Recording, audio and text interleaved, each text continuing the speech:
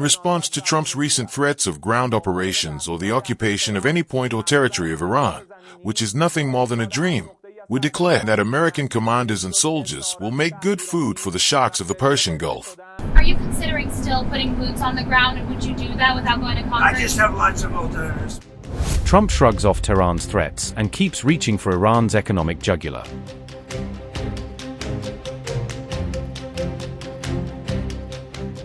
Is Iran the next Venezuela? Trump eyes an oil grab while the IRGC warns America to back off. Kharg Island becomes the flashpoint as Trump openly toys with seizing Iran's main oil lifeline. Trump dreams of taking the oil as Iran vows to turn Kharg into a death trap for US forces.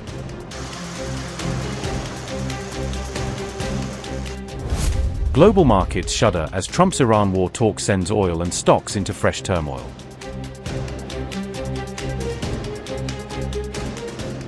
In a sharp escalation during the ongoing conflict, Donald Trump signaled plans targeting Iran's critical oil infrastructure.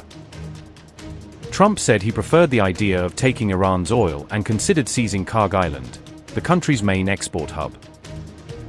He made these remarks in an interview with the Financial Times published on March 30th, amid rising regional tensions.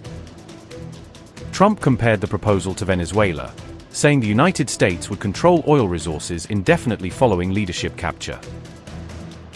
He also dismissed potential obstacles to such an operation, claiming that the United States could take the island very easily if required. Donald Trump said, and I quote, "To be honest with you, my favorite thing is to take the oil in Iran, but some stupid people back in the US say, why are you doing that? But they're stupid people. Maybe we take Kharg Island. Maybe we don't. We have a lot of options. I don't think they, Iran, have any defense. We could take it very easily." Unquote. Donald Trump's remarks came as the United States deployed more than 3,500 troops to the Middle East, signaling a growing military buildup amid escalating regional conflict.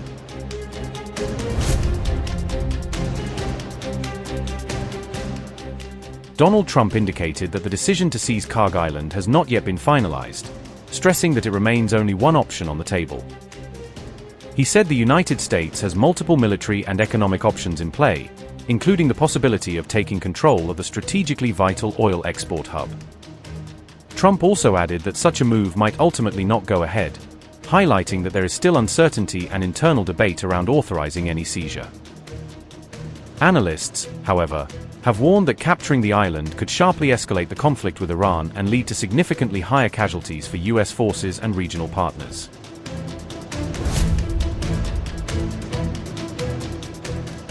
The Pentagon had ordered the deployment of more than 10,000 troops trained for ground combat operations as tensions escalated. Thousands of personnel had already arrived in the region, including Marines and units from the 82nd Airborne Division. Officials briefed on the plan stressed that any mission would fall short of a full-scale invasion, instead relying on elite special forces and selected infantry units for limited, high-impact strikes. U.S. Secretary of State Marco Rubio has publicly insisted that Washington can achieve its military objectives against Iran without sending large numbers of American troops deep into Iranian territory. At the same time, the Trump administration has already deployed U.S. Marines to the broader Middle East theater as the Iran war grinds into its fifth week, signaling that Washington is preparing for further escalation. In addition, the Pentagon has drawn up plans to send more than 1,000 soldiers from the U.S. Army's 82nd Airborne Division to the region, bolstering rapid response capabilities if the crisis spirals. Mr. Doctor, those couple of weeks, how seriously is the United States considering deploying ground troops? And in those couple of weeks, what exactly will you do? I won't discuss military tactics. I don't think anyone in our system is going to talk to you about what we have planned or what we intend to do, and there's obvious reasons for it. But to the extent it has to do with military tactics and plans, I would refer you to the Department of War, and the Department of War is probably going to tell you they can't tell you anything. So, other than to say that we have objectives, I told you what those objectives are, and we are very confident that we are on the verge of achieving them very, very soon. The USS Tripoli, carrying around 3,500 US sailors and Marines, has now arrived in the Middle East, according to a report by CNN. US Central Command later confirmed on X that the troops aboard the USS Tripoli reached the region on March 28, formally marking their entry into the theater. This deployment is part of a broader American military buildup, as the Pentagon weighs its next steps in the escalating confrontation with Iran. Reports indicate that a full Marine Expeditionary Unit, or MEU, has been sent in with a Tripoli to significantly strengthen Washington's rapid response capability. These Marine units are purpose-built for high-intensity tasks, including emergency evacuations, precision raids, and ship-to-shore combat operations launched directly from the sea. Officials say their presence gives U.S. commanders a wide range of military options on short notice, from limited strikes to contingency evacuations, depending on how the crisis unfolds. Reports say any U.S. invasion of Iran would likely begin with a sweeping electronic warfare campaign to jam radar systems, followed by an intense wave of air and missile strikes. While the exact targets remain classified, speculation is growing that one of the primary objectives could be Kharg Island, a crucial node in Iran's oil export infrastructure. Analysts also point to Abu Musa and two smaller disputed Gulf islands, contested for years by the UAE, Iran, and even eyed by Israel, as possible targets in any opening phase. Keshem Island, which reportedly hosts a network of tunnels, drones and missile sites, is seen as the most difficult prize, heavily fortified and central to Iran's coastal defenses. Around 150,000 civilians live on Keshem, which sits just off the Iranian mainland near the port city of Bandar Abbas, raising major concerns about urban combat and collateral damage. In recent weeks, Iran has rerouted shipping through lanes hugging Keshem and nearby Larak Island, using them as a protective shield for vessels passing the Strait of Hormuz. Military experts warn that any attempt to seize these islands would expose landing forces to ferocious enemy fire from entrenched positions, coastal batteries, and air defenses. The war has shaken global energy markets, sending shockwaves through crude prices and triggering intense day-to-day volatility. Over the past month, crude benchmarks have surged by more than 50% as traders price in the risk of major supply disruptions from the Middle East. Brent crude even climbed above $116 per barrel in Asian trading, a jump that reflects deepening concern about how long this conflict could choke vital oil flows. Trump, the President of the United States, has repeatedly threatened Iran with ground operations and the occupation of the remaining islands in the Persian Gulf.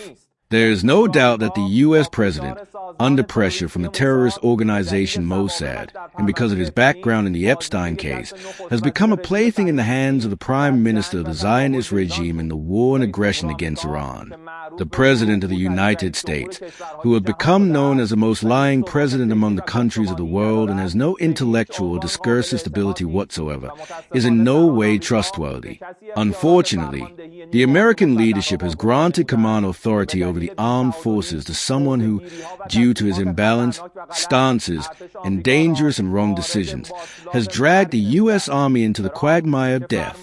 Trump's commanders and soldiers who wrestle with death daily in the region have fled from destroyed bases out of fear of being killed and taken refuge in service, civilian, and economic centers of the regional countries, where they are also being targeted.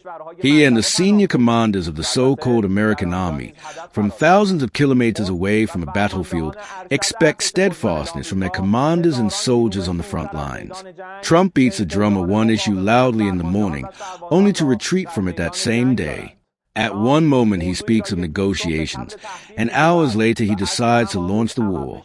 This unbalanced and mendacious individual has inflicted enormous damage on the people of America, Europe, and the countries of the world, especially the countries of West Asia. The President of the United States has proven that the only language he understands is the language of force. In response to Trump's recent threats of ground operations or the occupation of any point or territory of Iran, which is nothing more than a dream, would declare, the warriors of Islam have long been awaiting such moves, so they can prove that aggression and occupation will have no result other than disgraceful captivity, dismemberment, and the disappearance of the aggressors, and that American commanders and soldiers will make good food for the sharks of the Persian Gulf. It would be better for Trump, the American leadership, and the commanders of the U.S. Army to study the history of Iran at least once and learn from how the valiant Iranians have dealt with aggressors throughout history, and not, under the influence of the unbalanced understanding of the American president, drive their soldiers into captivity and death, and plunge the American people into widespread mourning. The powerful armed forces of proud and honorable Iran are counting the moments in case the U.S. president's threats, this embodiment of misunderstanding and lies, are carried out to crush your army. Are you considering still putting boots on the ground, and would you do that without going to I Congress? just have lots of alternatives. We have tremendous numbers of ships over there. We don't need them all because of, the power. Look, I would say we're just like we're ahead of schedule on the ballroom. In a much bigger way, we're ahead of schedule with Iran. We're weeks ahead of schedule. If you would have said that in 3 days we were going to knock out 158 ships, their entire Navy, which we did, we knocked out their entire Air Force. We knocked out most of their missiles. That's why you see missile attacks, but they're down to they're sputtering. And we have a group, it's really a new regime. It's a group of people that we've never dealt with before, that are acting very reasonable. It is truly regime change. Is Committee's son still alive, sir? Is he a part of these We think he conversations? may be, nobody's heard about him. He may be alive, but he's obviously very seriously in trouble. He's seriously wounded.